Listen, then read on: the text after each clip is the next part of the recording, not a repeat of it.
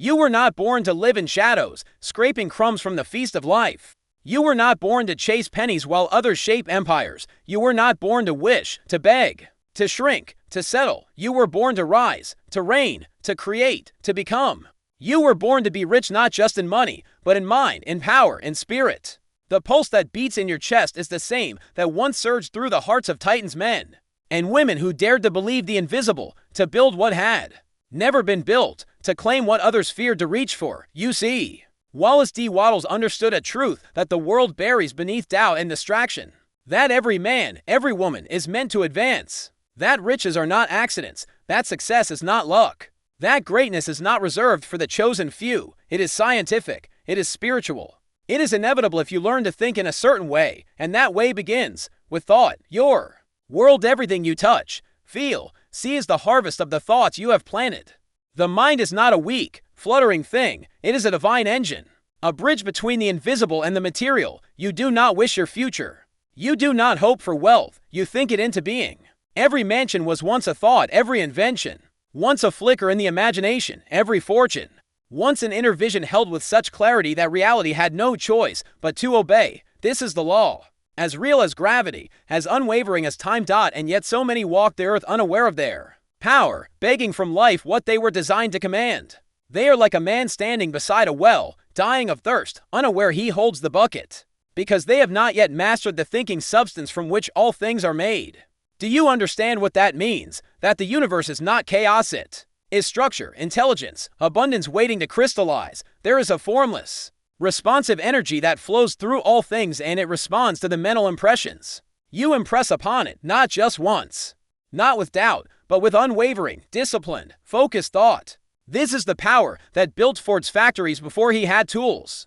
The power that carved the vision of Disney's kingdom before a single brick was laid. The power that made Carnegie a poor boy from Scotland a captain of industry. Not because they were chosen, because they chose. Because they understood that riches are not the reward of the strongest or the smartest, but of those who align their vision with the unbreakable laws of creation.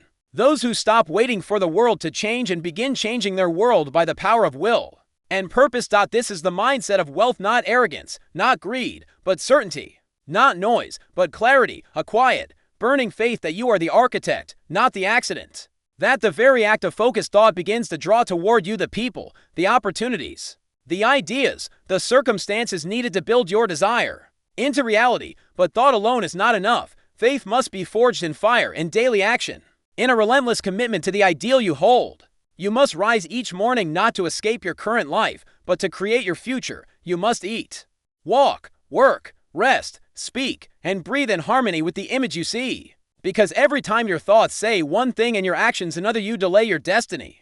The universe responds not to confusion, but to coherence. You must think rich, act rich, speak rich, serve richly long before a single coin arrives. Look at the giants of history. They moved before the path was lit. They acted when others waited.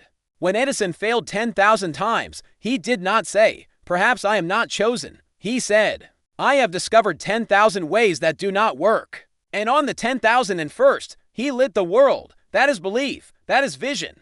That is the power of a man who knows that the riches of the world are not kept behind locked doors, but in clear thought, unwavering purpose, and consistent action. So why do so many fail? Because they doubt, they flinch, they chase one idea, then another. They plant a seed, then dig it up every morning to see if it's growing. They think like beggars. They speak of lack. They live in fear, and what you fear, you attract. Understand this. Poverty is not a badge of humility. It is not spiritual. It is not noble. It is disease, a mental disease that eats away at your strength, your vision, your dignity. Wallace D. Wattles called it what it is, a failure to operate in harmony with the laws of the universe. You were not meant for that. You were not meant to simply survive. You were meant to expand, to grow in strength, in influence, in contribution, to become more so that you may give more. Because you cannot lift others from the ground, you must stand tall yourself. This is not about greed, it's about alignment, about stepping into your rightful role as co-creator of your reality. Because wealth, true wealth, is not what you take from the world, it is what you bring to it. You bring value, you bring service, you bring excellence. And the world responds in kind. So let's talk about clarity, because riches do not come to vague desires. The universe does not respond to maybe.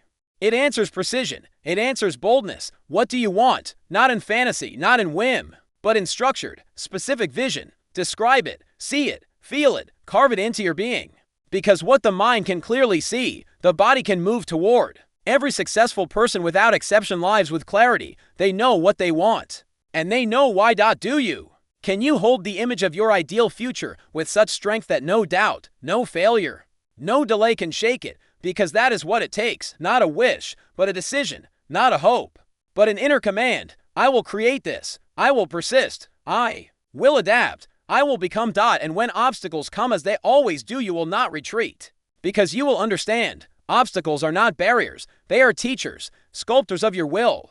Every challenge is an invitation to rise. Every delay, a test of your faith. Do not fear them. Welcome them. They are the fire that tempers steel. Lincoln lost election after election but never lost sight of the mission. Disney was told he had no imagination before he built the most imaginative empire on earth. Wattles himself faced hardship, illness, ridicule, and yet he studied.